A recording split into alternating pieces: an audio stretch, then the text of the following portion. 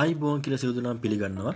අද මම වීඩියෝ එක කතා කරන්න යන්නේ ඕ කට්ටියගේ ෆෝන් එකේ SD කාඩ් එකේ තියෙන ෆොටෝස් වෙනත් අයට බලන්න බැරි වෙන්න කොහොමද හදන්නේ කියලා. SD කාඩ් එක ගලවගෙන වෙන ෆෝන් එකකට දැම්මත් ඒක ඕපන් වෙන්න තින්න කොහොමද හදන්නේ කියලා තමයි අද මම වීඩියෝ එකෙන් කියලා දෙන්න යන්නේ. හරි අපි යමු සෙටින් වලට. සෙටින් මෙන්න විදිහට ඕපන් කරගත්තාම මේක සෙටින් යටතේ තියෙන මෙන්න මේ හරියේ බයෝමැටික්ස් and security කියලා. මෙන්න මේක එකපාරට ටච් එකක් දෙන්න. ටච් එකක් දීපුවාම මේ වගේ ඉන්ටර්ෆේස් එකකට තමයි එන්නේ.